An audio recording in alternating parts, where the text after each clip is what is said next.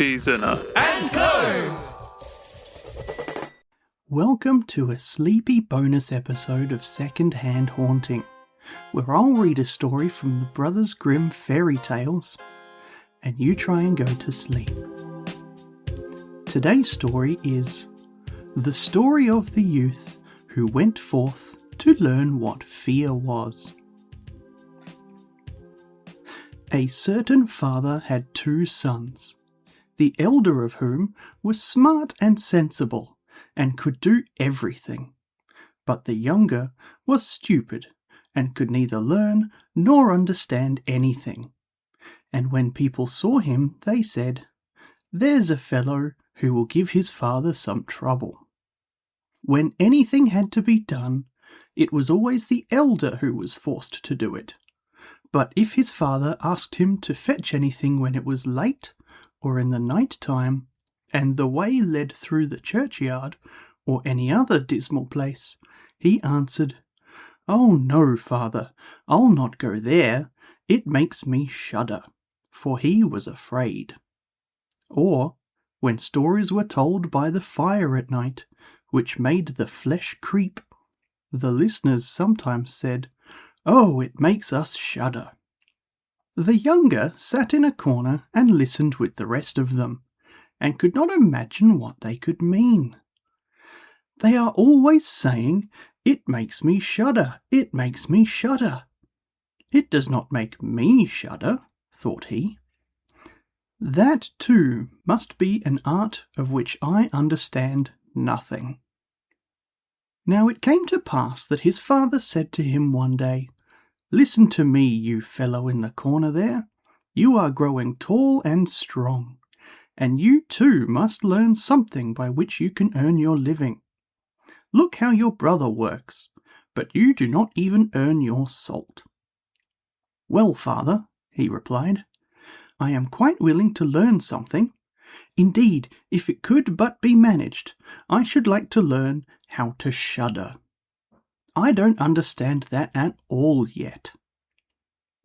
The elder brother smiled when he heard that, and thought to himself, "Good God, what a blockhead that brother of mine is! He will never be good for anything as long as he lives. He who wants to be a sickle must bend himself early." The father sighed and answered him, "You shall soon learn what it is to shudder, but you will not earn your bread by that." Soon after this, the sexton came to the house on a visit. Now a sexton is a groundskeeper for a church. And the father bewailed his trouble, and told him how his younger son was so backward in every respect that he knew nothing and learned nothing. "Just think," said he, "when I asked him how he was going to earn his bread, he actually wanted to learn to shudder." "If that be all," replied the sexton, "he can learn that with me. Send him to me, and I will soon polish him." The father was glad to do it, for he thought, "It will train the boy a little." The sexton, therefore, took him into his house, and he had to ring the bell. After a day or two, the sexton awoke him at midnight, and bade him arise and go up into the church tower and ring the bell. "You shall soon learn what shuddering is," thought he, and secretly he went there before him, and when the boy was at the top of the tower and turned round, and was just going to take hold of the bell rope, he saw a white figure standing on the stairs opposite the sounding hole. "Who is there?" cried he, but the figure made no reply, and did not move or stir. "Give an answer," cried the boy, "or take yourself off. You have no business here at night." The sexton, however, remained standing motionless, that the boy might think he was a ghost. The boy cried a second time, "What do you want here? Speak if you're an honest fellow, or I will throw you down the steps." The sexton thought, "He can't intend to be as bad as his words," uttered no sound, and stood as if he were made of stone. Then the boy called to him for a third time, and as that was also to no avail, he ran against him and pushed the ghost down the stairs, so that it fell down 10 steps and remained lying there in a corner. Thereupon he rang the bell, went home, and without saying a word, went to bed and fell asleep. The sexton's wife waited a long time for her husband, but he did not come back. At length she became uneasy and wakened the boy, and asked, "Do you not know where my husband is? He climbed up the tower before you did."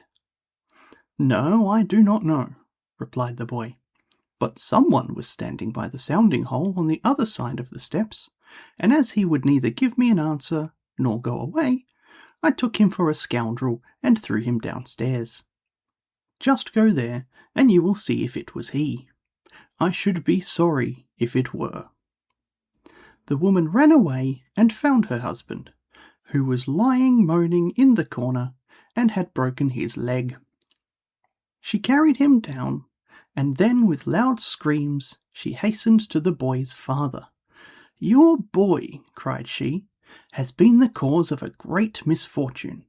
He has thrown my husband down the steps and made him break his leg. Take the good-for-nothing fellow away from our house." The father was terrified, and ran there and scolded the boy. "What wicked tricks are these?" said he. "The devil must have put this into your head."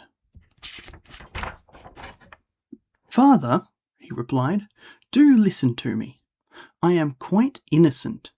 He was standing there by night like one who is intending to do some evil. I did not know who it was, and I warned him 3 times either to speak or to go away." "Ah," said the father, "I have nothing but unhappiness with you. Go out of my sight, I will see you no more." "Yes, father, right willingly. Wait only until it is day. Then I will go forth and learn how to shudder, and then I shall, at any rate, understand one art which will support me." "Learn what you will," said the father. "It is all the same to me. Here are 50 thalers for you." A thaler is a silver coin. "Take these and go into the wide world, and tell no one from where you come, and who is your father, for I have reason to be ashamed of you." "Yes, father, it shall be as you will. If you desire nothing more than that, I can easily keep that in mind." When day dawned, therefore, the boy put his 50 thalers into his pocket, and went forth on the great highway, and continually said to himself, "If I could but shudder, if I could but shudder." Then a man approached who heard this conversation which the youth was holding with himself. And when they had walked a little farther to where they could see the gallows, the man said to him, "Look, there is the tree where 7 men have married the rope-maker's daughter, and are now learning how to fly. Sit down below it, and wait till night comes, and you will soon learn how to shudder." "If that is all that is wanted," answered the youth, "it is easily done. But if I learn how to shudder as fast as that, you shall have my 50 thalers. Just come back to me early in the morning." Then the youth went to the gallows, sat down below it, and waited till evening came. As he was cold, he lighted himself a fire. But at midnight the wind blew so sharply that in spite of his fire he could not get warm. And as the wind knocked the hanged men against each other, and they moved backwards and forwards, he thought to himself, "You shiver below by the fire, but how those up above must freeze and suffer." And as he felt pity for them, he raised the ladder and climbed up, unbound one of them after the other, and brought down all 7. Then he stirred the fire, blew it, and set them all round it to warm themselves. But they sat there and did not stir, and the fire caught their clothes. So he said, "Take care, or I will hang you up again." The dead men, however, did not hear, but were quite silent, and let their rags go on burning. At this he grew angry, and said, "If you will not take care, I cannot help you. I will not be burnt with you." And he hung them up again, each in his turn. Then he sat down by his fire and fell asleep. And the next morning the man came to him and wanted to have the 50 thalers, and said, "Well, do you know how to shudder?" "No," answered he. "How was I to get to know? Those fellows up there did not open their mouths, and were so stupid that they let the few old rags which they had on their bodies get burnt." Then the man saw that he would not get the 50 thalers that day, and went away, saying, "One of this kind has never come my way before." The youth likewise went his way, and once more began to mutter to himself, "Ah, if I could but shudder! Ah, if I could but shudder!" A waggoner, who was striding behind him, heard that, and asked, "Who are you?" "I don't know," answered the youth. Then the waggoner asked, "From where do you come?" "I know not." "Who is your father?" "That I may not tell you." "What is it that you are always muttering between your teeth?" "Ah," replied the youth, "I do so wish that I could shudder, but no one can teach me how to do it." "Give up your foolish chatter," said the waggoner. "Come, go with me. I will see about a place for you." The youth went with the waggoner, and in the evening they arrived at an inn where they wished to pass the night. Then, at the entrance of the room, the youth again said quite loudly, "If I could but shudder! If I could but shudder!" The host, who heard this, laughed, and said, "If that is your desire, there ought to be a good opportunity for you here." "Ah, be silent," said the hostess.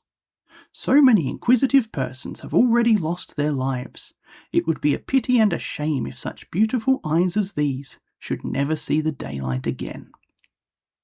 But the youth said, "However difficult it may be, I will learn it, and for this purpose I have journeyed forth."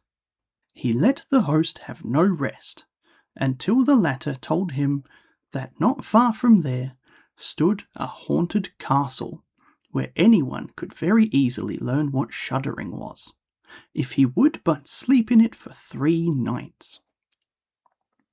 The king had promised that he who would venture should have his daughter as wife, and she was the most beautiful maiden the sun shone on. Great treasures likewise lay in the castle, which were guarded by evil spirits, and these treasures would then be freed, and would make a poor man rich enough. Already many men had gone into the castle, but as yet none had come out again. Then the youth went next morning to the king, and said if he were allowed he would watch 3 nights in the haunted castle. The king looked at him, and as the youth pleased him, he said, "You may ask for 3 things to take into the castle with you, but they must be things without life." Then he answered, "Then I ask for a fire, a turning lathe, and a cutting board with knife." The king had these things carried into the castle for him during the day. When night was drawing near, the youth went up and made himself a bright fire in one of the rooms, placed the cutting board and knife beside it, and seated himself by the turning lathe. "Ah, if I could but shudder," said he, "but I shall not learn it here either." Towards midnight he was about to poke his fire, and as he was blowing it, something cried suddenly from one corner, "Oh, meow! How cold we are!" "You simpletons," cried he, "what are you crying about? If you are cold, come and take a seat by the fire and warm yourselves." And when he had said that, 2 great black cats came with one tremendous leap, and sat down on each side of him, and looked savagely at him with their fiery eyes. After a short time, when they had warmed themselves, they said, "Comrade, shall we have a game at cards?" "Why not?" he replied, "but just show me your paws." Then they stretched out their claws. "Oh," said he, "what long nails you have! Wait, I must first cut them for you." Thereupon he seized them by the throats, put them on the cutting board, and screwed their feet fast. "I have looked at your fingers," said he, "and my fancy for card playing has gone." And he struck them dead and threw them out into the water. But when he had made away with these 2, and was about to sit down again by his fire, out from every hole and corner came black cats and black dogs with red-hot chains, and more of them came, until he could no longer stir, and they yelled horribly, and got on his fire, pulled it to pieces, and tried to put it out. He watched them for a while quietly, but at last, when they were going too far, he seized his cutting knife and cried, "Away with ye, vermin!" and began to cut them down. Part of them ran away, but the others he killed, and threw out into the fish pond. When he came back, he fanned the embers of his fire again, and warmed himself. And as he thus sat, his eyes would keep open no longer, and he felt a desire to sleep. Then he looked round, and saw a great bed in the corner. "That is the very thing for me," said he, and got into it. When he was just going to shut his eyes, however, the bed began to move of its own accord, and went over the whole of the castle. "That's right," said he, "but go faster." Then the bed rolled on as if 6 horses were harnessed to it, up and down, over thresholds and steps, but suddenly, hop, hop, it turned over upside down, and lay on him like a mountain. But he threw quilts and pillows up in the air, got out, and said, "Now anyone who likes may drive," and lay down by his fire, and slept till it was day. In the morning the king came, and when he saw him lying there on the ground, he thought the evil spirits had killed him, and he was dead. Then said he, "After all, it is a pity. He is a handsome man." The youth heard it, got up, and said, "It has not come to that yet." Then the king was astonished, but very glad, and asked how he had fared. "Very well indeed," answered he. "1 night is past, the 2 others will get over likewise." Then he went to the innkeeper, who opened his eyes very wide, and said, "I never expected to see you alive again. Have you learned how to shudder yet?" "No," said he, "it is all in vain. If someone would but tell me." The 2nd night he again went up into the old castle, sat down by the fire, and once more began his old song, "If I could but shudder." When midnight came, an uproar and noise of tumbling about was heard. At first it was low, but it grew louder and louder.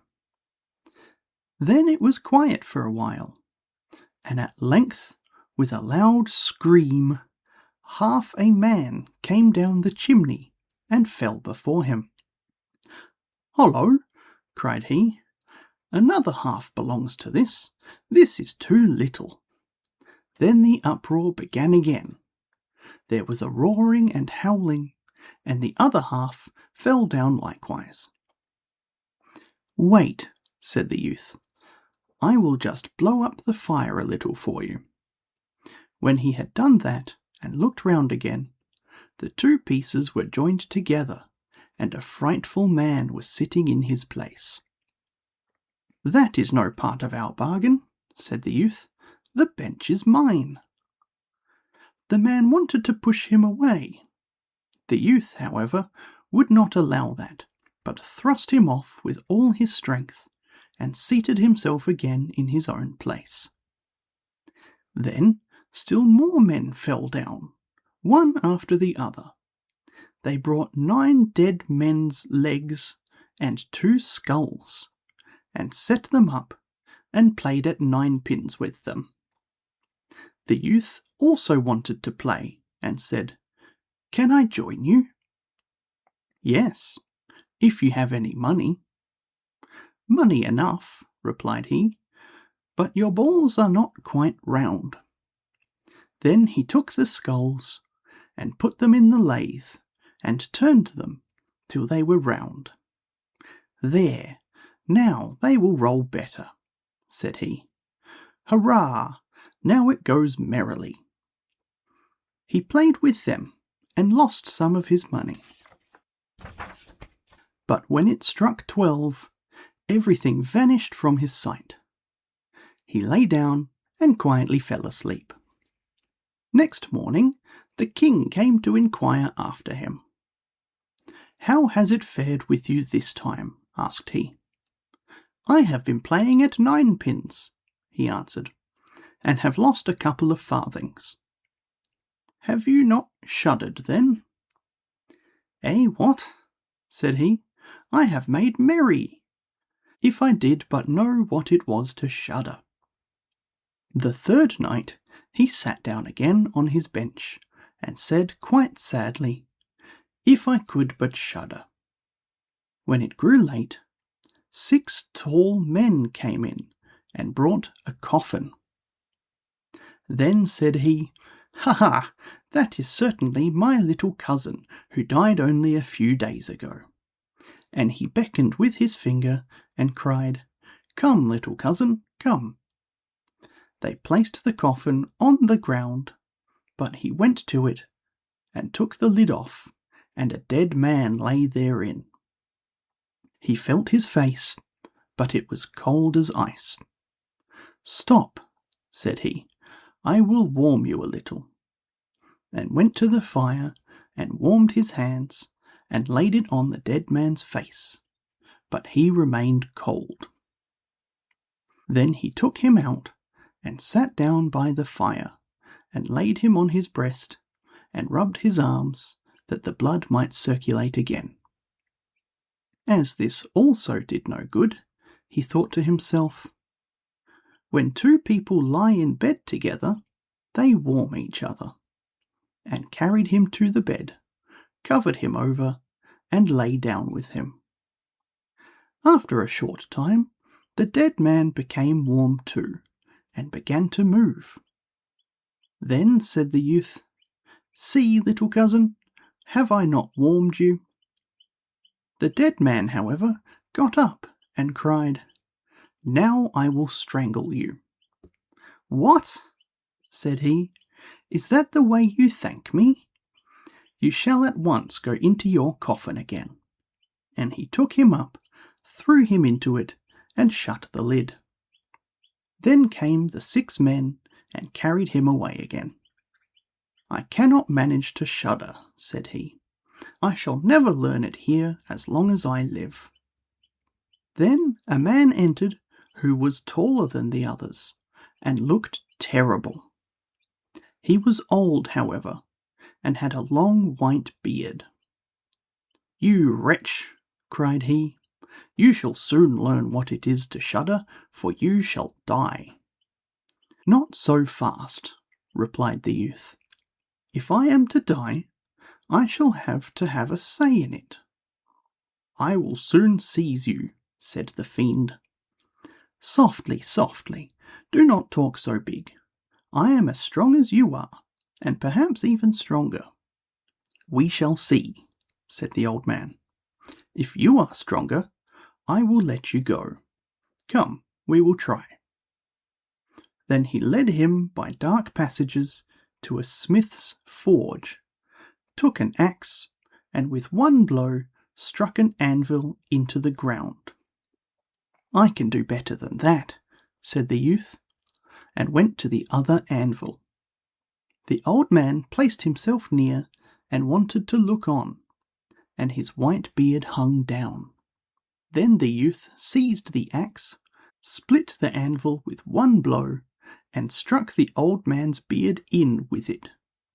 "Now I have you," said the youth. "Now it is you who will have to die." Then he seized an iron bar and beat the old man till he moaned and entreated him to stop, and he would give him great riches. The youth drew out the axe and let him go. The old man led him back into the castle, and in a cellar showed him 3 chests full of gold. "Of these," said he, "one part is for the poor, the other for the king, the third is yours." In the meantime it struck 12, and the spirit disappeared. The youth, therefore, was left in darkness.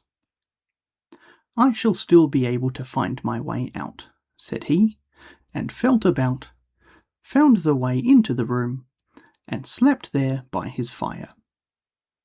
Next morning the king came and said, "Now you must have learned what shuddering is." "No," he answered.